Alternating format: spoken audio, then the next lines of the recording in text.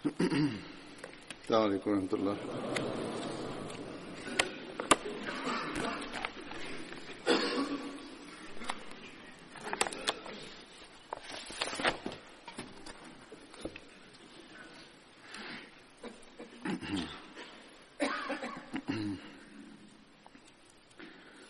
أشهد أن لا إله إلا الله وحده لا شريك له وأشهد أن محمدا عبده ورسوله أما بعد فأعوذ بالله من الشيطان الرجيم بسم الله الرحمن الرحيم الحمد لله رب العالمين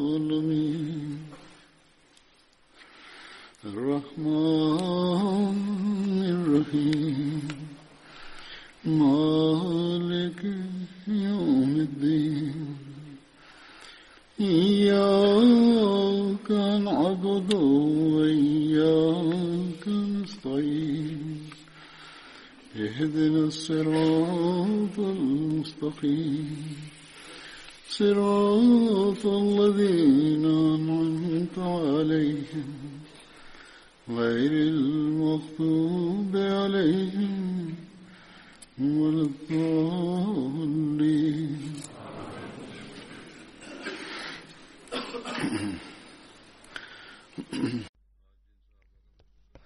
Die Gefährten, über die ich heute erzählen werde, darunter ist der erste Hazrat Saib bin Usman, radiyallahu ta'ala anhu.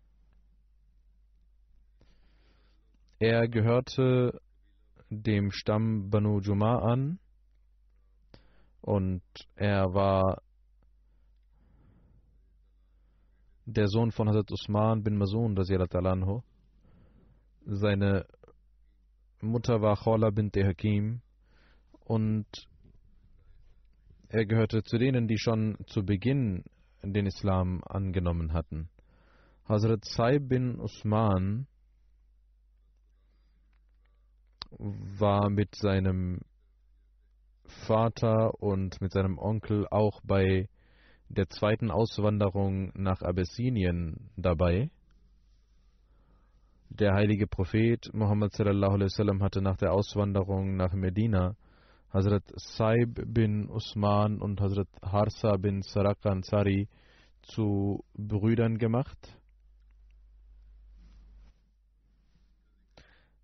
Seine Erwähnung findet sich auch unter den Bogenschützen des heiligen Propheten Muhammad sallallahu alaihi wasallam. Hazrat Saib bin Usman war während der Schlacht von Badr, Uhud, Graben und allen anderen Schlachten mit dem heiligen Propheten Muhammad sallallahu alaihi wasallam anwesend. Bei der Schlacht von Bawad hatte der heilige Prophet Muhammad sallallahu alaihi wasallam ihn zum Amir von Medina ernannt. Und in der Schlacht von Bawad, welche im 2. Jahr nach der Hijra stattfand, ist eine Schlacht, über die Hazrat Mirza Bashir Ahmad Sahib radiyallahu anhu geschrieben hat, dass sie in den letzten Tagen von Rabiul Awwal oder Anfang von Rabiul Sani, dass dort der heilige Prophet Muhammad sallallahu alaihi wasallam eine Nachricht von den Quraysh erhielt, woraufhin er eine Gemeinschaft der Auswanderer mitnahm und aus Medina ausging und Saib bin Usman bin Maz'un zum Amir von Medina ernannte, aber man konnte nicht herausfinden, wo die Quraysh sind, und als man bei Bawad ankam, ging man zurück.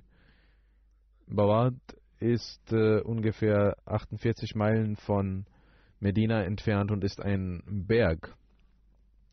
Hazrat Saib bin Usman nahm auch an der Schlacht von Yamama teil.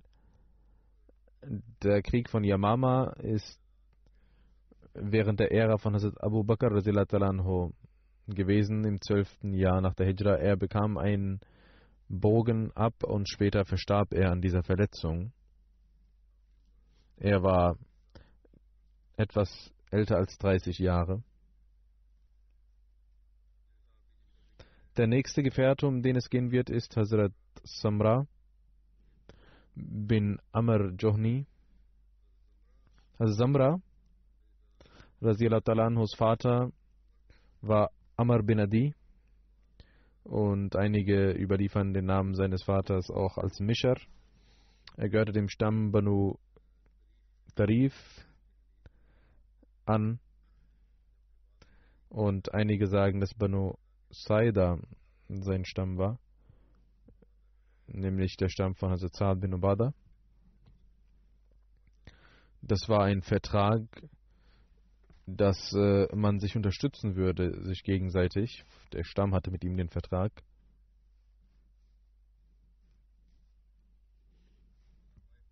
Allama ibn Yasir schreibt in seinem Buch, das ist kein Widerspruch, weil Banu Tarif ein Stamm, eine Verzweigung von dem anderen Stamm ist. Er nahm an der Schlacht von Uhud und Badr teil und verstarb in der Schlacht von Uhud.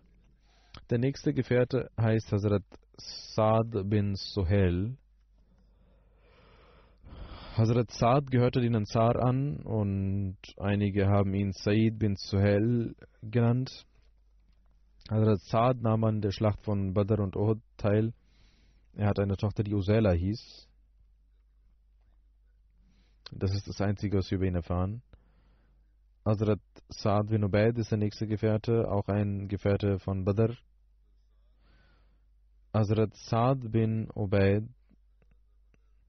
nahm an den Schlachten von Badr, Uhud und an allen anderen Schlachten mit dem heiligen Propheten Muhammad sallallahu alaihi wasallam teil. Er wird auch als Said bezeichnet und wurde auch als Qari bezeichnet. Seine Kunia, Pseudonym war Abu Said. Er gehörte zu den 4 Gefährten, die von den Ansar in der Ära des heiligen Propheten sallallahu alaihi wasallam den heiligen Koran gesammelt hatten. Sein Sohn Umar bin Sa'd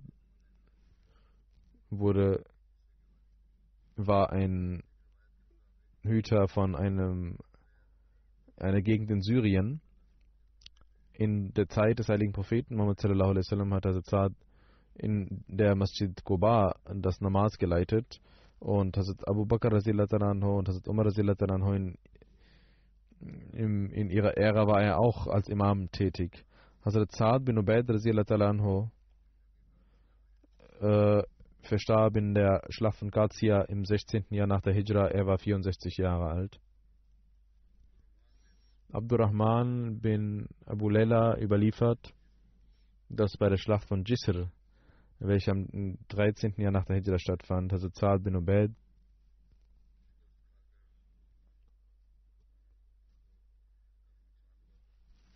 als die Muslime auch eine Niederlage erlitten, ging er nach hinten und Hazrat Umar sagte zu Sa'd bin Ubaid: Möchtest du den Dschihad in Syrien machen? Dort wurde viel Blut vergossen, viel Blut der Muslime vergossen und Schaden angerichtet.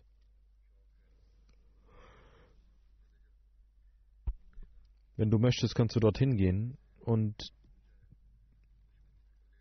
die Feinde sind sehr mutig geworden, weil sie viel Blut vergossen haben. Und Hazrat Umar sagte zu ihm: Vielleicht können sie den Fleck der Niederlage, der auf sie auch lastet, wegwischen. Und Hazrat Umar sagte, wenn du das tun willst, dann gibt es dort eine Schlacht, in der du kämpfen kannst. Hazrat Sa'd sagte: Nein, ich werde nur den Boden betreten, von dem ich geflüchtet bin in einer Niederlage, und ich werde die gleichen Feinde bekämpfen, die mit uns das gemacht haben, was sie getan haben, weil sie gewannen.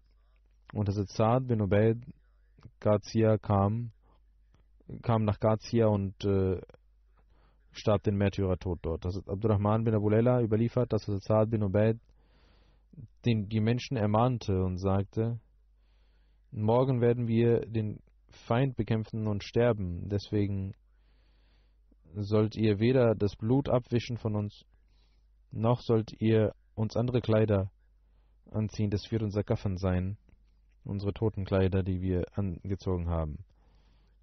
In einer der letzten Freitagsansprache hatte ich über diese Schlacht von Jisr berichtet. Ich werde etwas darauf eingehen. Wie ich bereits gesagt habe, die Schlacht von Jisr geschah im 13. Jahr nach der Hijra zwischen Muslimen und Iranern. Und von den Muslimen war Abu Ubaid Zakfi der Führer und von den Iranern war Baham Jadwir der führende Ritter. Die Muslime waren in einer Anzahl von 10.000, die Iraner mit 30.000 Soldaten und 300 Elefanten, und aufgrund des Flusses Firat, das ist Euphrat, mussten beide warten und griffen nicht sofort an, und es wurde eine Brücke gebaut. Deswegen wird diese Schlacht auch Jangi Jisr genannt, was Brücke bedeutet. Als diese Brücke fertig war, schickte man jemanden zu Abu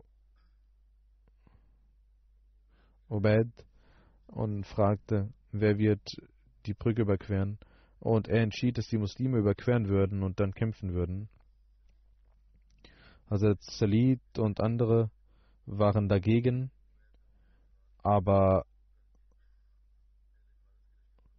er blieb dabei und griff die Perser an, und so ging es weiter.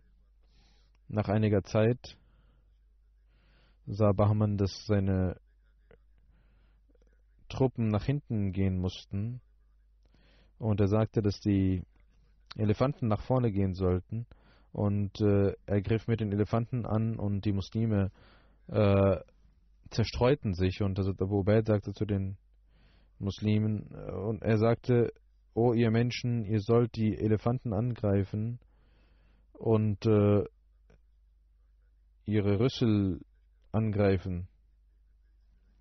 Und auch die anderen sahen dies und griffen die Elefanten an und die Elefantenreiter. Zufällig kam Abu Ubaid vor einem Elefanten, er griff ihn an, und wollte seinen Rüssel abtrennen, aber er kam unter seinen Fuß und wurde getötet. Und einer nach dem anderen verstarb den Märtyrertod. Die 8. Person war Zanna, der mit der islamischen Fahne nach vorne ging, aber die Reihen waren sehr schwach und 7 Amir waren schon getötet worden, und die Menschen flohen. Einige sprangen ins Wasser, und er kämpfte weiter, bis Musanna verletzt wurde und zurückkam über den Euphrat. In diesem Ereignis wurden 4.000 Muslime getötet und von der iranischen Seite 6.000 Soldaten.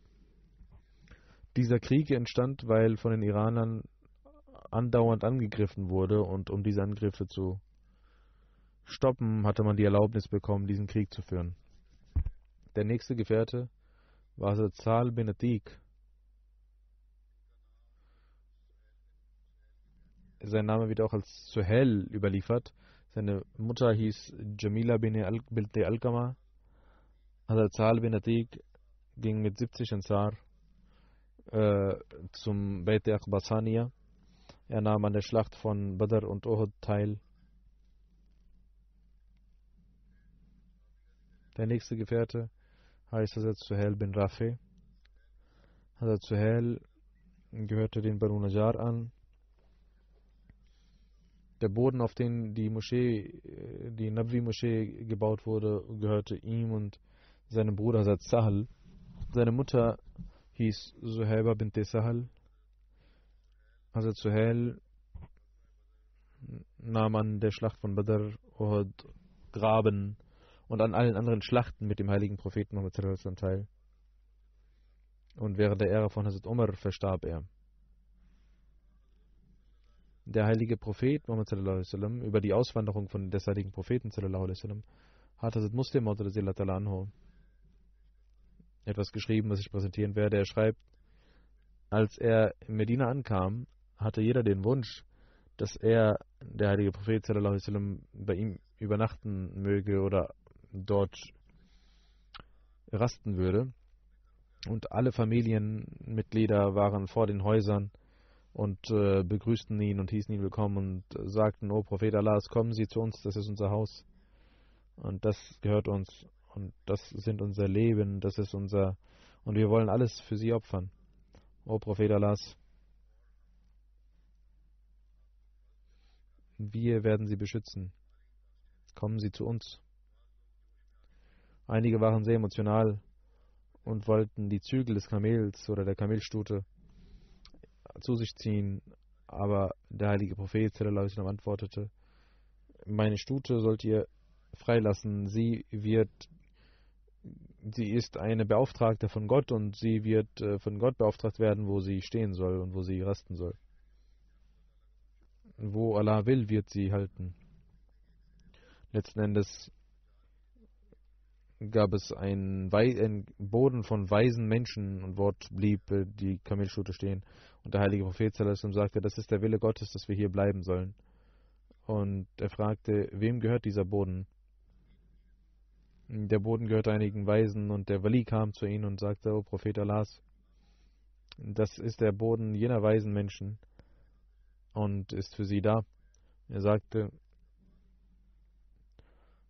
Wir werden nicht umsonst hier bleiben. Es wurde ein Betrag ausgemacht und der heilige Prophet sallallahu alaihi wasallam baute dort eine Moschee und einige Häuser. Hazrat Mirza Bashir Ahmad Sahib hat dies erläutert in Sirat Khatam al-Nabiyyin und schreibt: Das erste, was der heilige Prophet sallallahu alaihi wasallam tat in Medina, war die Errichtung der Masjid Nabawi. Der Ort, an dem die Kamelstute stehen blieb, das war der Boden von Sahal und Suhail, zwei Kindern von Medina. Und diese wohnten mit Asad bin Zurara in Asad bin Zuraras Obhut, und dieser Boden war wild und überhaupt nicht bebaut. Es gab hier und da Dattelpalmen und einige Ruinen. Das war kein guter und ein sehr verwahrloster Boden, aber der heilige Prophet sallallahu alaihi wasallam entschied sich dort, seine Moschee und seine Häuser zu bauen und kaufte diesen Boden in 10 Dinar. Und man bereitete den Boden vor und man entfernte die Bäume und fing an, die Moschee zu bauen, die Masjid Nabawi. Und gemäß einer anderen Überlieferung heißt es, dass Abu Bakr Siddiq dieses Geld bezahlte von dem Boden. Man bereitete den Boden vor und baute die Moschee. Der heilige Prophet sallallahu alaihi wasallam betete selbst und legte den Grundstein. Und so wie in der Moschee von Kaaba kamen die Gefährten und arbeiteten als Maurer und als Arbeiter. Und auch der heilige Prophet sallallahu alaihi wasallam beteiligte sich an den Arbeiten. Manchmal nahm er mit den Gefährten die Steine und rezitierte eine Strophe, die bedeutet: Das ist nicht die Last von Handel, von Khaybar, was auf Tieren kommt, sondern, O Allah, das ist die Last der Gottesfurcht und der Reinheit, die wir für dich tragen wollen. Und manchmal rezitierten die Gefährten die folgende Strophe von Abdullah bin Jaraha: O unser Allah, der Lohn liegt bei dir und das liegt im Jenseits. Gewähre du den Ansar und den Muhajirin, den Auswanderern, Barmherzigkeit. Als die Gefährten diese Strophe lasen oder diese Strophen des Gedichtes lasen, beteiligte sich manchmal der heilige Prophet sallallahu alaihi wasallam mit seiner Stimme auch daran. Und nach einer langen Phase des Arbeitens wurde diese Moschee erbaut. Und das war aus Stein und Holz. Die Mauern waren aus Stein und Holz, und es war damals gang und gäbe, dass dass auch Holz verwendet wurde und Holzpfeiler zwischen den Mauern gebaut wurden als Gerüst. Das Gerüst bestand aus Holz und die Mauer aus Steinen, und man nahm Dattelbäume und Palmen zur Unterstützung der Decke, und an einer Säule und stützte sich der heilige Prophet sallallahu alaihi wasallam während der Ansprache, pflegte er sich zu stützen, da beim Regen auch es hineintropfte, kam es zu Pfützen, und aufgrund dieses Leids wurde auch Schotter verlegt. Die Qibla wurde erst in Richtung Jerusalem, Beit al-Maqdis gelegt, und dann, als die Qibla sich änderte, gemäß dem Gebot Allahs, wurde dies verlegt. 10 Meter war die Höhe, 105 Fuß Länge und 90 Fuß Breite von der Moschee. Danach wurde diese Moschee erweitert. Diese Maße 195 Fuß, das sind ungefähr, das ist ein Platz, der für 1600 Muslime ausreichte. In einer Ecke wurde ein Hof errichtet, As-Sufa, für die ausgewanderten armen Menschen, die keine Häuser hatten, die dort lebten und als Ashab as-Sufa galten. Sie waren Tag und Nacht dabei, in der Nähe des heiligen Propheten zu bleiben, den Koran zu rezitieren, das Gebet zu verrichten. Sie hatten keine Einnahmequelle. Der heilige Prophet sallallahu alaihi wasallam kümmerte sich um diese Menschen, und wann immer ein Geschenk kam oder er etwas zu Hause hatte, gab er ihnen etwas. Das tat der heilige Prophet sallallahu alaihi wasallam oft. Manchmal hungerte er selbst, der heilige Prophet sallallahu alaihi wasallam, um ihnen zum Essen zu geben, alles, was er zu Hause hatte. Auch die Ansar waren in ihrer Gastfreundschaft beschäftigt und holten Datteln für sie. Aber trotzdem waren sie nicht wohlhabend, sondern sehr arm, und manchmal mussten sie hungern. Und dies blieb jahrelang so,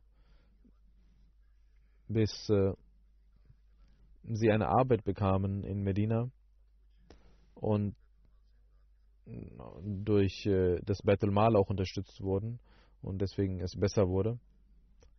In der Nähe von der Moschee gab es ein Haus für den heiligen Propheten sallallahu alaihi wasallam. Das war ein 10-15 Fuß großer Hujra, also eine Nische mit einer Tür, durch die heilige Prophet sallallahu alaihi wasallam in die Moschee kam, um das Gebet zu verrichten.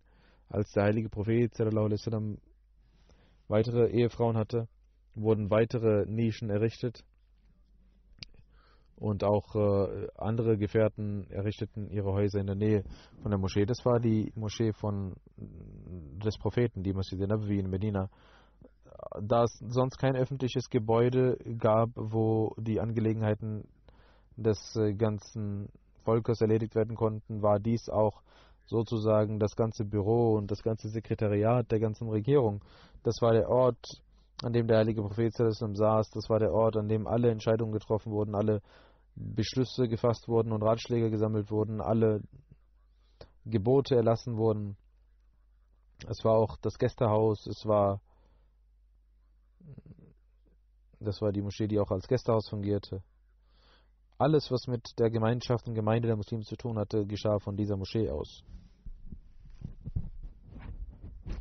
Und wenn es Bedarf gab, wurden auch dort die Gefangenen gehalten. Es gab auch viele Gefangene, die die Muslime sahen und aufgrund der Liebe der Muslime auch selbst dann den Islam annahmen. Sir William Muir hat darüber auch geschrieben. Das ist ein Orientwissenschaftler, der auch Kritiken geschrieben hat gegen den heiligen Propheten.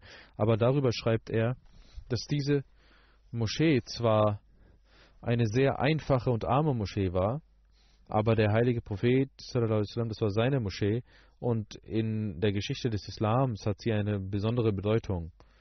Der heilige Prophet, sallallahu alaihi wasallam, und die Gefährten verbrachten die meiste Zeit in dieser Moschee. Hier wurde das gemeinschaftliche Gebet gestartet. Hier kamen die Muslime zum Freitagsgebet, um die Offenbarungen zu hören. Voller Respekt, voller Demut. Das war der Ort, wo der heilige Prophet sallallahu alaihi wasallam Entscheidungen über seine Schlachten traf. Das war auch der Hof, an dem die Stämme kamen, um sich ihm zu ergeben. Das war der Thron des Königs, das war der Thron, der die Abtrünnigen in Angst und Schrecken versetzte.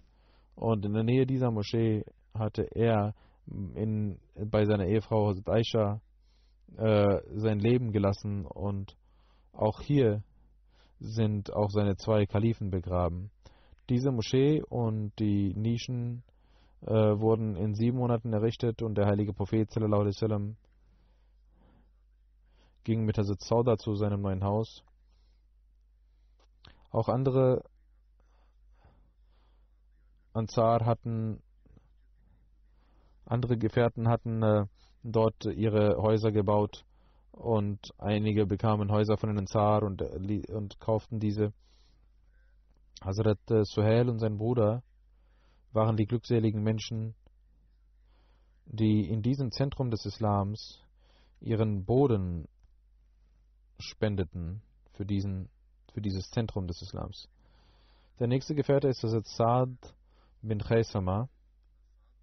Hazrat Sa'd bin Khaisama gehörte dem Stamm Aus an. Seine Mutter hieß Hind bint Aus. Hazrat Abu Zaya, Numan bin Sabit, ein Badri-Gefährte, war sein Bruder mütterlicherseits, und er wurde Abu Khaisama genannt und Abu Abdullah genannt. Der heilige Prophet sallallahu alaihi wasallam hatte Hazrat Sa'd bin Khaisama und Abu Salama bin Abdul Asad verbrüdert. Hazrat Sa'd gehört zu den 12 Naqib, also die 12 Gruppenleiter, die in Medina zu Leitern genannt wurden. Wie geschah dies, und wer waren die anderen Leiter und was hatten sie zu tun? Darüber werde ich kurz erzählen. Das steht in Sirat Khatam an-Nabiyyin und wurde von Mirza Bashir Mirza verfasst. Er schreibt, dass im 13. Jahr, im 13. Tag von Zilhajj kamen hunderte Menschen, und 70 Menschen darunter waren Muslime, die zu Hajj gingen oder wollten Muslime werden, und sie kamen, um den heiligen Propheten sallallahu alaihi wasallam in Mekka zu treffen. Auch Musab bin Umair war dabei. Musabs Mutter war am Leben. Sie war zwar Götzendienerin, aber liebte ihn. Als er erfuhr, dass sie auch da war, sagte er: Triff mich, danach kannst du hingehen, wo du willst. Musab antwortete, als seine Mutter dies sagte: Ich habe den heiligen Propheten sallallahu alaihi wasallam noch nicht getroffen. Ich werde ihn erst treffen und dann zu dir kommen. Und er ging zum heiligen Propheten sallallahu alaihi wasallam, traf ihn und erzählte ihm über die Situation und ging dann zu seiner Mutter.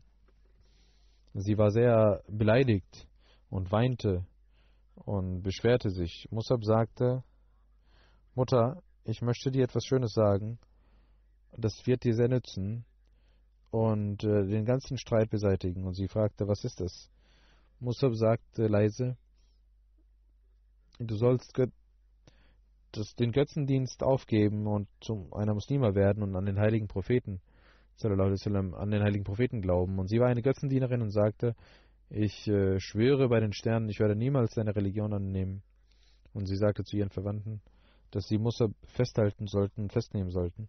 Aber er konnte sich befreien und rannte weg. Der heilige Prophet sallallahu alaihi wasallam erfuhr von Musab, dass die Ansar gekommen waren, und einige trafen den heiligen Propheten sallallahu alaihi wasallam auch individuell.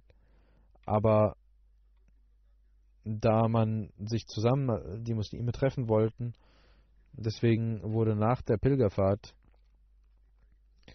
irgendwo in Mitte des Monats in der Nacht versammelten sich die Menschen in einem Tal, damit sie in einer Einheit und in Ruhe zusammen reden konnten. Und die Ansar wurden von heiligen Propheten sallallahu alaihi wasallam angewiesen, alleine zu kommen, jeweils nicht in Gruppen zu kommen, damit die Feinde dies nicht sehen würden. Und sie sollen zu der vorgegebenen Zeit kommen. Und wenn jemand schläft, dann soll er nicht geweckt werden. Und man soll nicht warten, bis jeder kommt. Und als der Tag kam, versammelte man sich in der Nacht. Als ein Drittel der Nacht schon vorbei war, ging der heilige Prophet sallallahu alaihi wasallam heraus und nahm seinen Onkel Abbas mit, der noch ein Götzendiener war, aber ihn liebte und ein Fürst von der Hashim-Familie war. Und beide kamen in dieses Tal. Es war noch nicht lange Zeit vergangen, als dann die Ansar auch kamen. Das waren 70 Menschen. Und von beiden Stämmen aus und Khazraj waren diese Menschen. Als allererstes fing Abbas an zu reden und sagte, oh, er war noch kein Muslim, er sagte, oh, ihr Gruppe der Khazraj, Muhammad sallallahu alaihi wasallam ist in seiner Familie ein geliebter und ehrwürdiger Mensch, und die Familie hat ihn immer beschützt. In jeder Gefahr hat die Familie ihn beschützt, aber jetzt hat Muhammad sallallahu alaihi wasallam die Absicht, sein Land zu verlassen und zu euch zu gehen. Wenn ihr den Wunsch habt, ihn anzunehmen und zu akzeptieren, dann müsst ihr ihn beschützen und müsst ihr jeden Feind bekämpfen für ihn. Wenn ihr dazu bereit seid, dann ist gut, sonst sollt ihr das offen zugeben, denn es ist besser, offen zu sein. Bara bin Ma'ur, welcher ein alter Besurg dieser Stämme war, sagte, Abbas, wir haben dir zugehört, aber wir möchten, dass der heilige Prophet sallallahu alaihi wasallam selbst etwas sagt und uns sagt, welche Verantwortung er uns geben möchte. Der heilige Prophet Muhammad sallallahu alaihi wasallam rezitierte einige Verse aus dem heiligen Koran und hielt eine kurze Rede über den Islam und sprach über die Rechte Allahs und die Rechte der Menschen und sagte, ich möchte für mich nur, dass ihr genauso wie ihr eure Familienmitglieder beschützt, genauso bei Bedarf mich beschützen sollt. Als der heilige Prophet mit seiner Rede fertig war, sagte Bara bin Marur, gemäß der Tradition der Araber, nahm er seine Hand und sagte, O Prophet Allahs, wir schwören bei jenem Gott, der sie mit der Wahrhaftigkeit geschickt hat. Wir werden sie beschützen wie unser eigenes Leben. Wir haben unter dem Schatten der Schwerter sind wir groß geworden. Und er war dabei, dies zu sagen, und war noch nicht fertig, als Abul Hassam bint Jahan, der dort saß, ihn unterbrach und sagte, O Prophet Allahs, er war auch Muslim, wir haben Kontakte zu den Juden von Yasrib und wir werden diese abbrechen müssen. Nicht, dass, wenn Allah ihnen Sieg gewährt, sie uns verlassen und ihre Stadt wieder aufsuchen und wir keinen mehr haben, der uns gehört. Der heilige Prophet lächelte und sagte, nein, nein, dies wird nicht passieren. Euer Blut wird mein Blut sein, eure Freunde werden meine Freunde sein, eure Feinde werden meine Feinde sein. Und Abbas bin Ubadah Ansari schaute auf seine Freunde und sagte, O ihr Freunde, wisst ihr, was dies bedeutet? Das bedeutet, dass ihr jeden Menschen bereit sein solltet zu bekämpfen für ihn. Jeder, der ihn bekämpfen wird, den müsst ihr bekämpfen. Und ihr solltet bereit sein, jedes Opfer zu erbringen. Die Menschen sagten, ja, wir wissen. Aber, o Prophet Allahs, was werden wir bekommen? Fragten einige Menschen. Die Menschen fragten, wir werden all dies tun, aber was wird unser Lohn sein? Der heilige Prophet sagte, ihr werdet das Paradies Gottes bekommen, welches das höchste aller Preise ist. Und sie sagten, wir sind bereit, o Prophet Allahs, geben Sie uns Ihre Hand. Und der heilige Prophet gab seine gesegnete Hand, und diese 70 aufrichtigen Gefährten leisteten das Treuegelübde ab. Dieses Beit wird Bait Aqba Saniya genannt, das zweite Beit von Aqba. Als dieses Beit vorbei war, sagte der heilige Prophet sallallahu alaihi wasallam, Moses a.s. hatte 12 Naqib ernannt, 12 Gruppenführer, die ihn beschützten. Ich möchte auch 12 Führer ernennen, die euch beschützen werden, und sie werden wie die Jünger Jesu sein für mich. Und sie werden verantwortlich sein für ihr Volk. Ihr sollt also solche Menschen vorschlagen, die geeignet sind. Und es wurden 12 vorgeschlagen, die der heilige Prophet sallallahu alaihi wasallam genehmigte. Und er machte sie zu den Anführern jedes Stammes. Manche Stämme bekamen 2 Naqib. Diese 12 Naqib hießen Asad bin Zurara, Usaid bin Huzair, Abul Haysam, Malik bin Tayhan, Saad bin Ubada, Bara bin Marur, Abdullah bin Rawaha, Ubada bin Samit, Saad bin Rabi, Rafi bin Malik, Abdullah bin Amr und Saad bin Khesma, über den berichtet wird. Gerade das waren die in Naqib, Saad bin Khesma und Munzir bin Amr. Während der Auswanderung von Medina hatte man in Kaaba, der heilige Prophet sallallahu alaihi wasallam übernachtete bei Kulsum, und darüber wird auch überliefert, dass der heilige Prophet sallallahu alaihi wasallam bei Hazrat Saad bin Khesma übernachtet hatte. Und es wird auch gesagt, dass der heilige Prophet sallallahu alaihi wasallam bei Kulsum übernachtete, aber als er zu den Menschen ging und sich versammelte mit den Menschen, war das Haus von Saad bin Khesma, heißt es auch. Nach dem Treugelübde von Aqba Ula hatte Musad bin Umair, der heilige Prophet, den Musad bin Umair für die Erziehung der Muslime geschickt. Nach einiger Zeit wollte er das Freitagsgebet verrichten, und er gab ihnen die Erlaubnis und gab ihnen Anweisungen zum Freitagsgebet, und gemäß diesen Anweisungen wurde in Medina das erste Freitagsgebet im Haus von Saad bin Khesma verrichtet. Das steht in Tabqatul Kubra. Hazrat Saad bin Khesma hatte einen Brunnen in Kaaba, welches Al-Ghars hieß. Der heilige Prophet sallallahu alaihi wasallam schöpfte daraus und trank daraus. Und über diesen Brunnen hatte der heilige Prophet sallallahu alaihi wasallam gesagt, das ist eine Quelle des Paradieses, und das Wasser ist sehr gut und wohlschmeckend. Nach dem Tode des heiligen Propheten sallallahu alaihi wasallam wurde der heilige Prophet, der Leichnam, mit dem Wasser dieses Brunnens gewaschen, und Hazrat Ali berichtet, dass der heilige Prophet sallallahu alaihi wasallam sagte, wenn ich sterben sollte, dann solltet ihr 7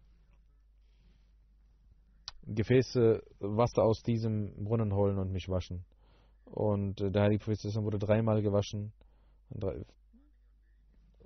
mit Wasser und mit Lorbeeren, und der Gewand wurde nicht abgezogen.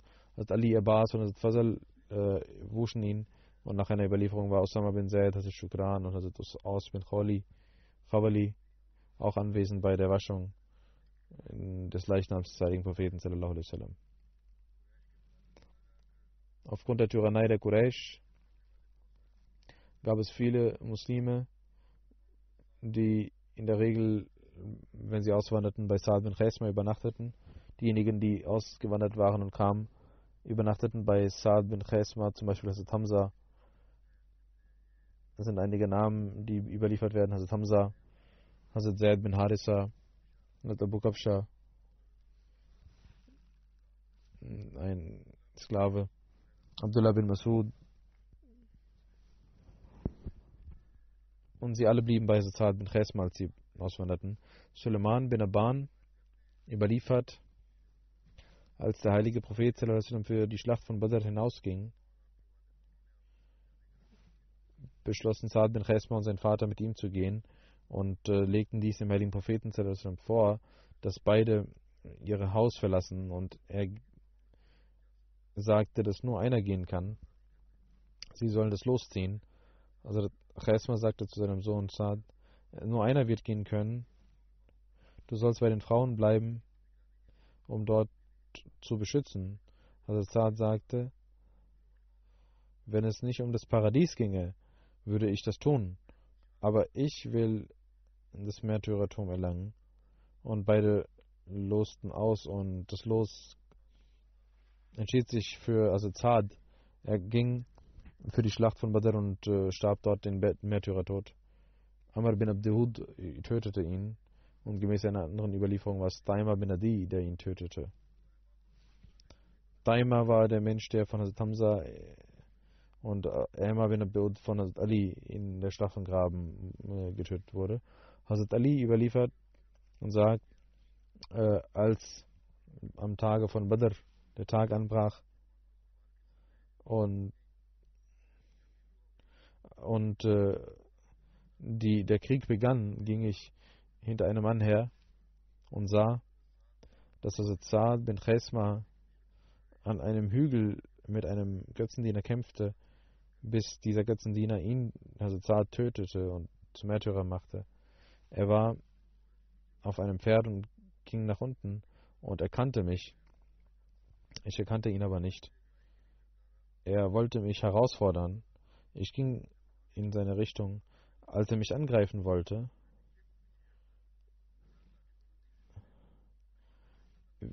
wische ich auch.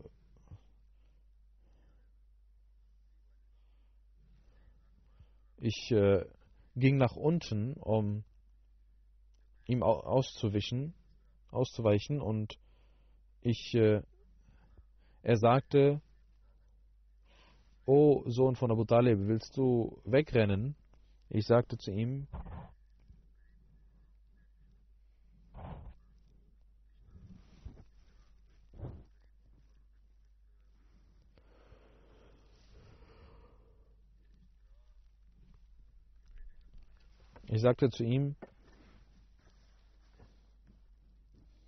Es ist unmöglich, dass der Sohn von Ishtara flieht. Das ist eine Redewendung. Das war es gab einen Räuber, der immer angriff und wegging und dann wieder zurückkam. Das war also eine Redewendung, die gebraucht wurde. Das heißt, wenn man kurz flieht oder einem Angriff ausweicht, ist das noch keine Flucht. Wenn man kommt zurück. Und Ali sagt, ich kam wieder zurück und griff ihn an. Und mein Schwert durchbrach seine Arme. Und ich war der Überzeugung, dass ich ihn töten werde. Aber ich nahm ein anderes Schwert wahr, das von hinten kam, und ich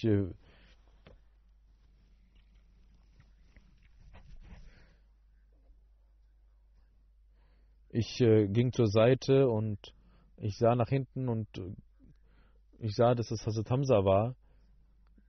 Der sagte: Ich bin Ibn Abdul Muttalib, und er hatte ihn getötet, den Feind, und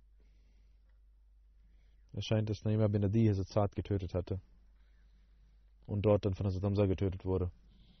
Gemäß einer anderen Überlieferung war in der Schlacht von Badr waren 2 Pferde mit dem heiligen Propheten sallallahu alaihi wasallam. Einer war beritten mit der Musa bin Umair und der andere mit Saad bin Chesma. Hazrat Zubair bin Awam und ein anderer Gefährte waren auch dort. Bei der Schlacht von Badr, wie viele Pferde hatten die Muslime? Darüber gibt es verschiedene Überlieferungen in der Geschichte.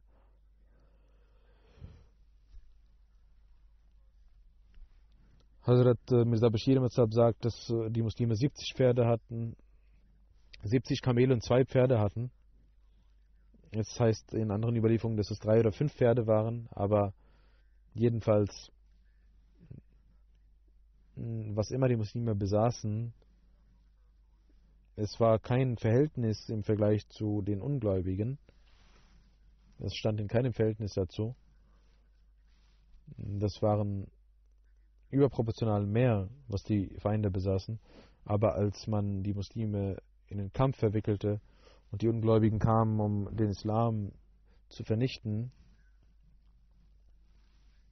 haben diese gläubigen Menschen nicht zu ihren Pferden geschaut oder zu dem geschaut, was sie besaßen, sondern sie hatten einen Eifer für Gott zu kämpfen. Sie kamen nicht für eine weltliche Sache, sie kamen nur für die Opferbereitschaft für Gott. Und deswegen sagte der Sohn zum Vater: Ich werde hier dir nicht den Vorzug gewähren können. Das war der Eifer, den Allah annahm und auch den Sieg gewährte. Möge Allah jederzeit die Ränge der Gefährten erhöhen.